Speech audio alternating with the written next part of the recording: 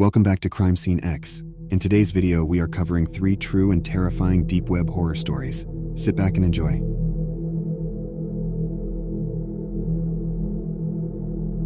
I had always been drawn to the dark corners of the internet, places where I could be anonymous and explore without judgment.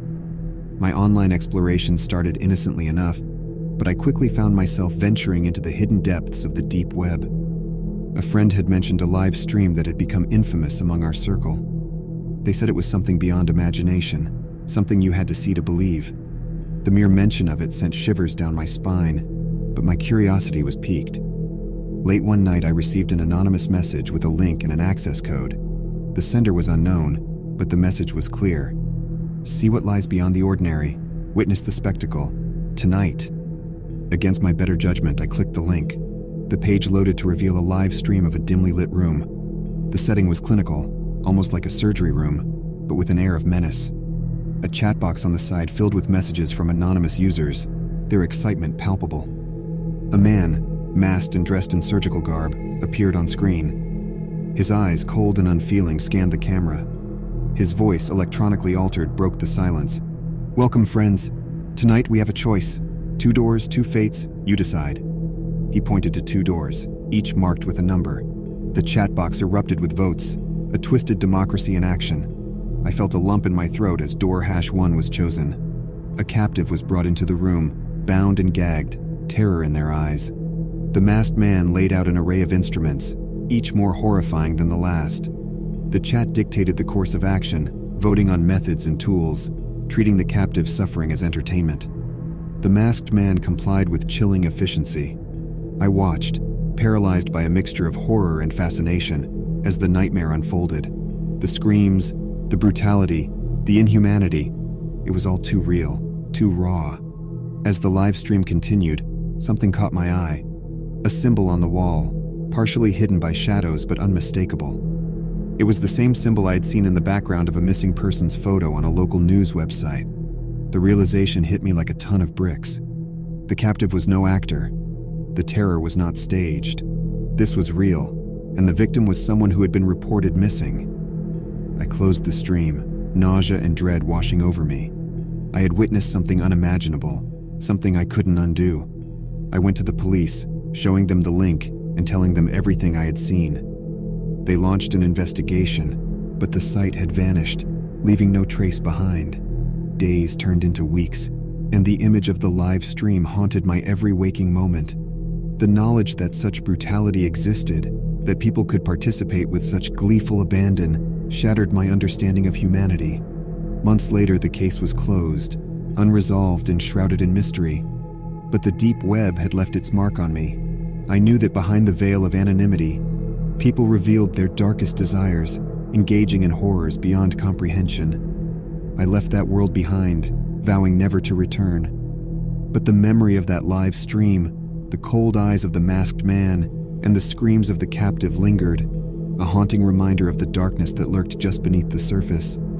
I had looked into the abyss and it had looked back, leaving me forever changed, forever scarred by the knowledge that evil existed not in shadows, but in the very hearts of ordinary people. The deep web was a place where humanity's darkest impulses were laid bare, a place where curiosity led to a horrifying truth, a place I could never escape, even in my darkest nightmares.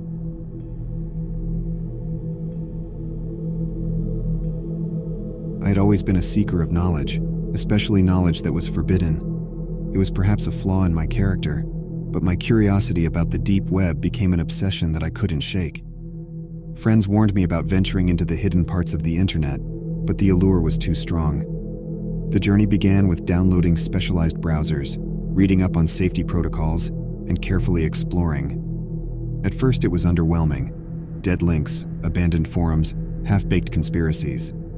But as I dug deeper, I found something that piqued my interest. A forum filled with cryptic discussions and coded language. As I became a more active member of this hidden community, I adopted the alias Orion. I engaged with others, absorbing information and growing close to a user named Fenrir. Fenrir was like a gatekeeper to the hidden world, providing links to deeper, darker places. The more I engaged, the more I felt like I was becoming part of something bigger, something beyond ordinary comprehension. I was shown black markets, secret societies, confidential documents. It was like a drug, addictive and dangerous. Then came the day Fenrir sent me a private message with a link to a live feed. A dimly lit room, computers, machinery, and a man whose face was hidden. The chat was alive with anonymous users, anticipating the show. What unfolded was a live hacking event. The man on the screen began revealing private information, government secrets, dark truths. The chat celebrated, treating it like a game. I was horrified but mesmerized, unable to look away. Fenrir's message hit me like a ton of bricks. You're one of us now. There's no turning back. I realized I had gone too far. I closed the browser, deleted everything, and tried to forget what I had seen. A week later, a letter arrived, a chilling note that read, "You can leave the deep web, but it will never leave you." Fear gripped me, and I knew I had to disappear. I moved, changed my name, and did everything I could to erase my past. Months went by, and the fear began to subside. That's when I found it. A small flash drive hidden in a compartment of my new desk. It wasn't mine, and I had no idea how it got there. Curiosity gnawed at me until I finally plugged it in. The contents were shocking. Documents, photos, personal information, all about me. My real name, alias, everything I had done on the deep web. It was all there, compiled in meticulous detail. The last document was a letter addressed to me. It was from Fenrir. "Orion," it read, "I hope you've enjoyed the game, but you must know, curiosity has its price. You wanted to be part of something bigger, and you are. You're part of an experiment, a study of human curiosity. Your every move has been monitored, analyzed, recorded. Welcome to the real heart of darkness." The realization hit me hard. I wasn't just exploring the deep web. I had become a subject in a twisted study. My curiosity had led me down a path I could never escape. Days turned into weeks, and the fear never left me. I knew I was being watched, analyzed, my every move recorded.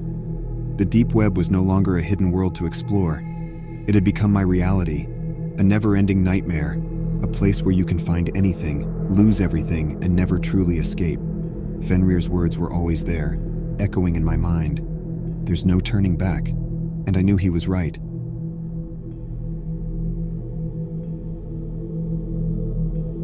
My name is Alex, and I've always been intrigued by the unknown, the hidden, the forbidden.